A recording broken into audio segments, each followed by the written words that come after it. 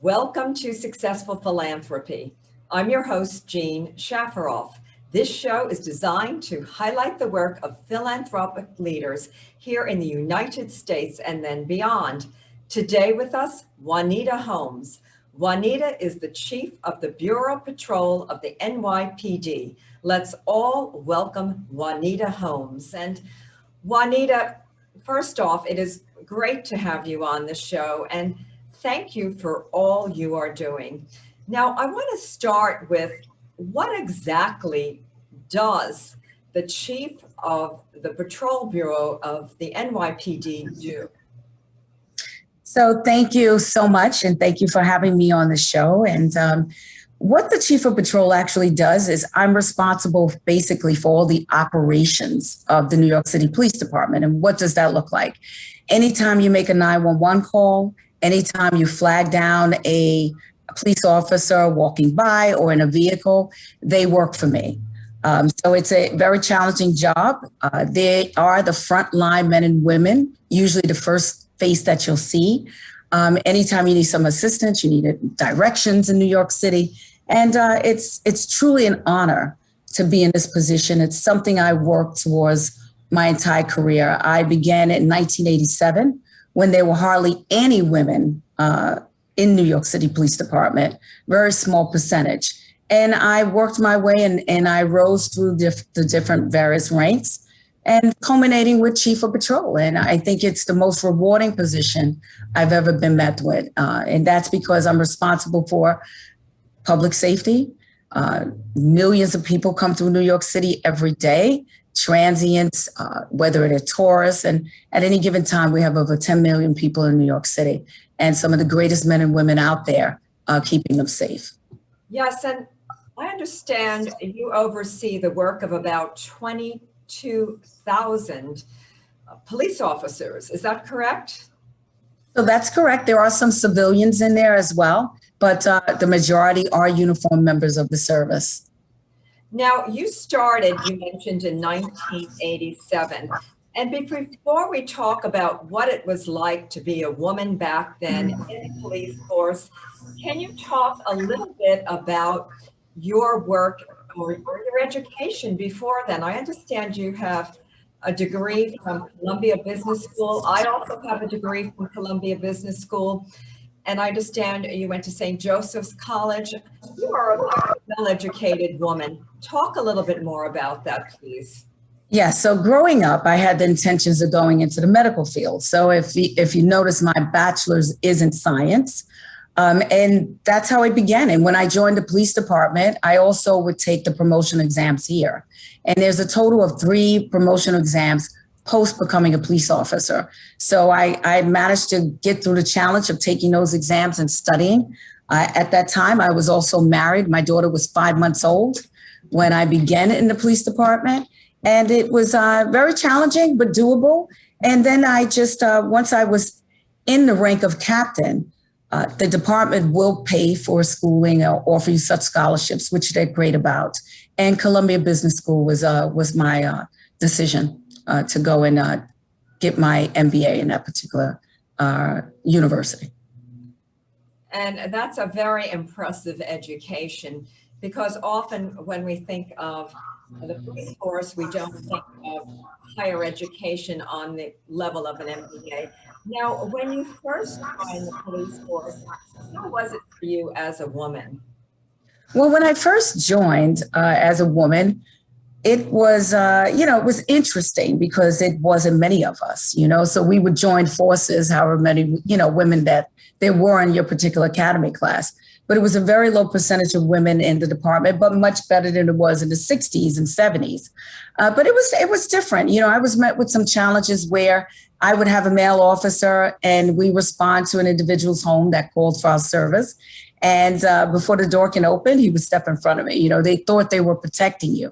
And then there were times when I would see very little as far as in the upper ranks, such as my rank. There has never been a female in this position that I'm in.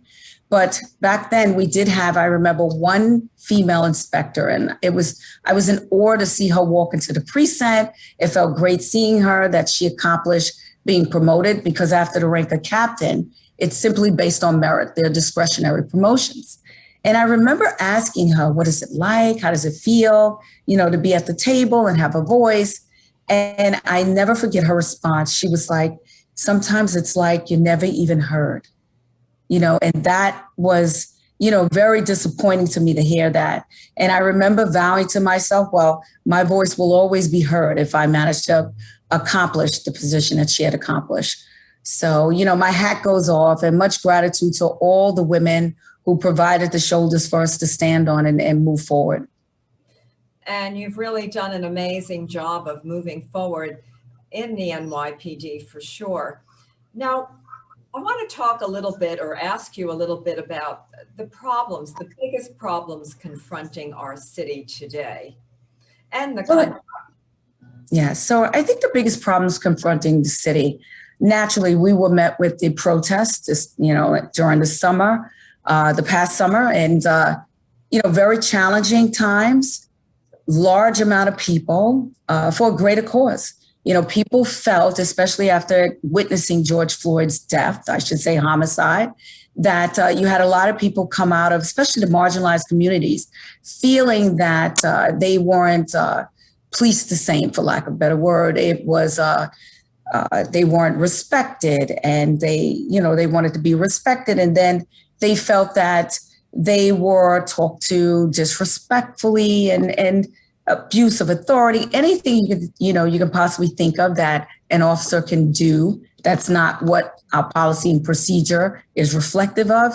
We were getting those type of complaints from marginalized communities. And what evolved out of Black Lives Matter were a lot of great change. I mean, we were met with reform and reinvention that the governor had put in place. But prior to that, the one great thing I can say about New York City Police Department, we're ever evolving. We were always growing and always looking to improve community relations. And that began in 2015 when we implemented the neighborhood policing model. And that basically is where we kept the same officers in the same particular area every day, every particular tour that they worked. That way you're able to better foster relationships, strengthen those relationships, because you're seeing the people that live there and conduct business there every day. And that really culminated with us being down in crime tremendously for 6 years. We were down in crime, down in shootings. We were below 1,000 shootings during that time. And then when we were met with the challenges of not only the protests, but then we're hit with this pandemic that we're still, trying to, navigate our way through. So very challenging times. Crime went up, shootings went up, a lot of gun violence we're met with, but I can definitely say we're trending in the right direction. The beginning of this year, we were up 54% in violent crimes, such as shootings, and we're now up 3.4%. But even one shooting is one too many. So very challenging, but we're managing. Yes, and getting back to George Floyd, no question, racial justice is key for everyone in our country. And out of that horrific crime, positive came. And I'm glad that there is a lot of change happening in our country and our city and really in our world. And what about our biggest problem in New York City? So some of our biggest problems that I'm seeing, naturally, quality of life. Anytime you're able to capture a photo and put it in the news media of someone shooting up heroin on the streets of New York City during daylight hours, that's a problem. Homelessness, a lot of challenges surrounding homelessness. And then, even our Times Square area, 4 shootings to date there. I don't know the last time I've seen 4 shootings in Times Square. But naturally, when we have those challenges, we're able to strategize. We have strong deployment there now. The tourism, it's probably up to about 300,000 people a day in Times Square area coming through there. And I can assure you that there's a lot of deployment there that's keeping people safe. The men and women are there. And it's a struggle because there's other agencies that we have to orchestrate with and work with. A lot of things were taken away from NYPD, such as addressing our homeless problem. Before defunding or shifting funds in the police department, we had a unit over 100 or something officers, and that was their day-to-day, job, to go out and help with DHS, Department of Homeless Services, find shelter or encourage them to take shelter anytime they were met with a homeless person in a particular area. So it's challenging, and whether it's homeless, whether it's the drugs, and we all know that we were suffering from opioids, and mostly in the borough of Staten Island, we suffered a lot of overdoses. And what did we do with that? We trained members of the service how to use and implement the Narcan. Yes, and I do hope that the police will be refunded. I was not in favor of defunding the police. I don't think many people really were. Now, very interesting that you mentioned that drug overdoses in Staten Island. Very few people would ever think that. What about human trafficking in New York City? Is this a big problem? So human trafficking is always a big problem. It's a problem globally. Not as much as we're seeing globally, but enough where we identified a specific unit to address that particular crime. So I can recall quite vividly when I was a captain in the confines of Brooklyn. And I remember my officers driving down the street and a woman waving out the window. The doors were locked. She couldn't get out. And when we addressed that particular individual, we had to break in to do so. But she was a victim of sex trafficking, and very disturbing when you see that. So we knew that we were met with these challenges. As a result of such, we had to identify individuals to address those particular issues. And I'm glad you're doing that, because I think it's truly a horrific crime, human trafficking, and then the human trafficking of children, which is just, to me, something that is one of the most despicable crimes ever. Now, you're a woman and you're in the police force. I'm a woman. I'm very interested in equal rights for women in this country and beyond. One of my charity boards is the New York Women's Foundation. We are involved in empowering women out of poverty and helping women to grow and flourish so that their families can grow and flourish through careers and otherwise. And when you see the police force, how many women are in the police force today? So currently we're 19% of the police force. And when I say that, I mean uniformed members of the service. Currently we're about 35,000 strong. So women, we probably have a little over 4,000. I believe the last time that I checked the number, it might have been somewhere around 4,900.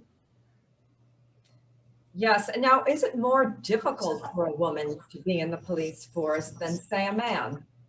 So now I truly believe that, no, I think we have equal ground. The difficulty now is just a recruiting component, right? I would say probably about 5-6 years ago, I think we might have been at 12%. We're currently at 19% and constantly growing. The last police academy class that went in, the majority were women, the largest number of women we've had in a long time that actually went into a class. And then just the recruitment efforts. And I'm a strong recruiter when it comes to women. I'm an advocate when it comes to women. I'm a mentor when it comes to women. And with all of that, I actually established a group of that we call Girl Talk. And it's citywide in every borough. And we have community affairs officers that have women from the community, and they're their mentor. Anything they have an interest in, we make sure that we get someone in that particular field and they come in and mentor them. And so it's really great. It's flourishing. It started 2 months ago and it's just growing. And you see women from all over that want to be a part of it and want to partake in mentoring and just talking to these young women. And the mentoring, is it to enter the police force or just mentoring in general? So I'm a little biased, so it's always to enter the police force, but it's mentoring in general. I have someone that owns a restaurant, someone that has her own hair salon. If you're interested in the medical field or being a medical examiner, doctor, nurses, it's the full gamut of, whatever interest that they have. And we try and just really accommodate them and have someone come in that particular field and speak with them about how they can accomplish. I think it's great. It's called Girl Talk. And what is the website for Girl Talk? So it's really part of NYPD. So if you go to NYPD Facebook or our Twitter accounts, you'll constantly see us putting, the advertising about the meetings and where they're held and how to join. I think it's great. Absolutely great. And Juanita, we have a lot of young people who watch this show. Many want to join the police force. So what is your advice to them? So my advice to them would be, we have what we call auxiliaries. So they can join any police department, whether it's New York City, Suffolk, Nassau County, auxiliary, and become an auxiliary officer. That way they get used to the model of being a police officer. They get used to the jargon, they get familiar with the policy and procedures, and then they can determine whether or not they want to take that next step and take the exam and join the force. Interesting. And what advice to women who want to join the police force? That it's doable. I know a lot of women that say, oh, no, I can't carry a gun. I can't be, you can do it. Trust me, it's doable. It's worth it. And we need you. Women are very instrumental to the police department. We are multitaskers by nature. We exhibit empathy. We're de-escalators by nature, right? We don't have that physical ability to take a physical stance against anyone. So we tend to really just de-escalate a situation. I think they're very valuable. They bring a lot of value to the department. It's just to public safety in general. No question. Now, you have been in your position there at the police force for about 1 year. Yes. Do you have any future plans that you want to share, or I'm curious? So I go where the administration takes me. I often spoke about my aspirations of being police commissioner. I know that I believe to be the incoming mayor. The election is still a little ways out, a couple of weeks out. But I believe that he says he's going to promote a woman commissioner, and I believe that he will. And if I'm given that opportunity, it'll be an honor to do so. Fascinating and very, very interesting. And I think you'd be an excellent police commissioner. Thank you, Jim. For sure. And it would be so nice to have a woman in that role. And you're in a role right now that no other woman has held. And how does that feel? It feels normal to me, I think, because I've been in the department 34 years. And I've always had the mental that women can do anything. I was in the police academy, so what do you want to aspire to be? I said a chief. Okay, so I actually left the department for shy 1 day of 1 year. And reason being, because you don't have the opportunity to come back if you're gone a complete year. So what happened was I left because I got an opportunity to be the chief security officer for a company, BNY Mellon, huge corporate trust company in 35 countries. Assets were over, I believe, 12 million, if I recall correctly, probably more than that. But with that being said, I had the privilege of traveling all over the world, redesigning their org chart and security, fortifying data centers. And it was really a true learning experience. But when Commissioner Shea became commissioner, when he found out that he was going to be the next police commissioner, he called and asked me to join his team. And that's the reason for me being back, but mostly because my passion was always here. And it will always be in public safety. It's what I know. I grew up here, I matured here, and I have a lot of experience here, and I still feel that I have a lot to add to public safety. And I would say you do. And now the other question about advice to young people just starting any career. So my advice with any career, naturally, education, it's huge. There was a time when you can become a police officer with only a high school diploma, even when I joined the force. But now we had a former police commissioner, Benjamin Ward, who really advocated for education, and he began to require it in order for you to move up through the ranks. So you see now more education, and even to be hired now, you need at least 45 college credits. And naturally, as you move up through the department, that increases, and culminating with whether it's an associate degree or bachelor's degree, if you want to be a captain or more in the department. Education takes you through many doors. It is so important to have an education. And it's something my parents always told me, something I told my children. And I have numerous nephews and nieces, huge family on a job, at least probably about 20 family members of mine are in the NYPD. And they come on, they're fully educated, they have their degree. And I always recommend that they get their degree, even if they are considering a career here in the police department. No question, education helps with just about any career. And also trade school, because not everybody can go to college, and some people prefer to be maybe a plumber or an electrician or involved in construction. And there are many great jobs to be had. And Juanita, we have a few minutes left. Yes.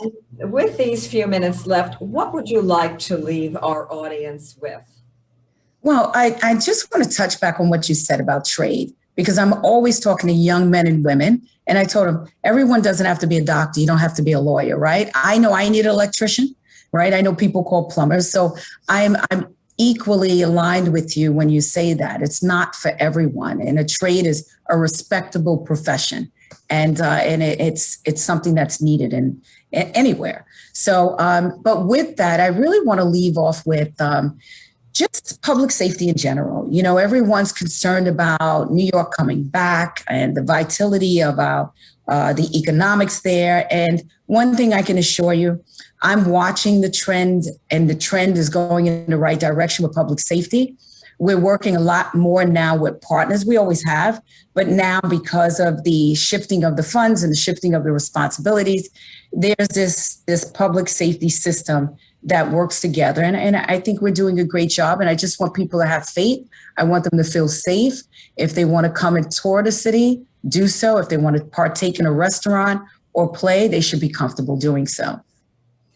Yes, and it does seem like the city is really coming back. I always say New York is back, and with increased tourism and then with what you said, the city becoming safer, and with COVID numbers declining, Yes. I think we're really on our way to a new beginning for New York after this horrific pandemic that we've all been through. Juanita, thank you very much for joining us today. This concludes Successful Philanthropy. Our guest today, Juanita Holmes. Juanita is Chief of the Bureau Patrol of the NYPD. I'm Jean Shafiroff, your host. I'll see you next week.